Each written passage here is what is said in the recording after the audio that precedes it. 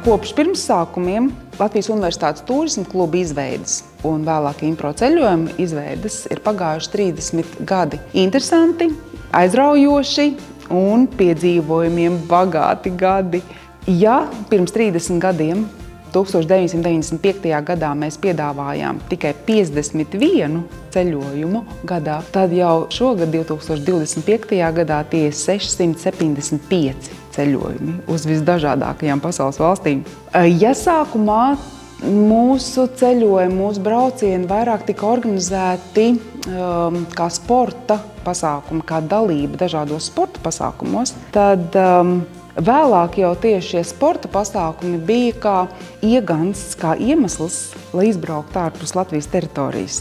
Un pakāpeniski šī aizraušanās ar sporta pasākumiem kļuva jau par pamatnodarbošanos.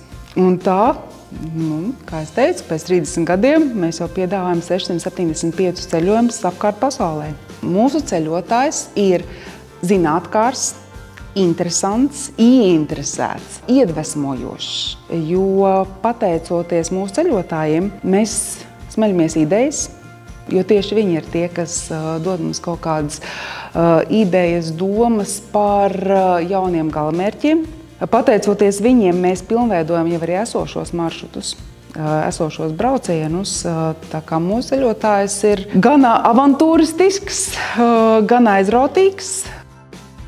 Mēs savos 30 pastāvēšanas gados esam piedzīvojuši 15 Latvijas Republikas valdības maiņas, dažādus noteikumus un regulu interpretācijas. Mēs esam piedzīvojuši 2008. gada pasaules ekonomisko krīzi. Mēs esam izbaudījuši pandēmijas robežu slēgšanu. Bet pateicoties mūsu ceļotāju atbalstam, mūsu pašu lielai vēlmei piedāvāt arvien jaunus galamērķus un maršrutus, mēs raugamies apvāršņu virzienā un pat nedaudz vēl aiz tā.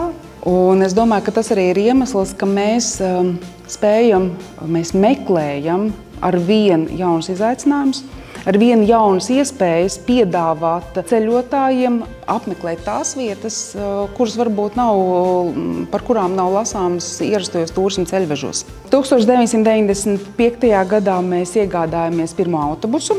Tas bija Volvo markas autobuss. Šobrīd Impro autobusu parkā jau ir 9 autobusi, kurus vada mūsu prasmīgie šoferīši, kas izlīkumos visšaurākajos serpentīnos un atradīs izēju un zinās, kā izbraukt vissarežģītākajās Eiropas metropolēs.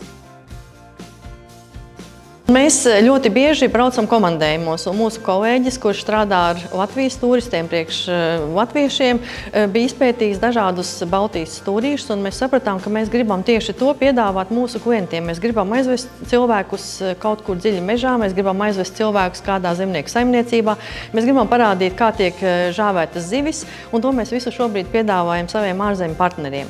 Tā ir viena daļa, tātad mēs piedāvājam atpūtas iespējas. Otra ienākošā turisma daļa ir konferences, kuras mēs rīkojam Latvijā un arī visās 3 Baltijas valstīs. Posies ceļam, atvelc elpu!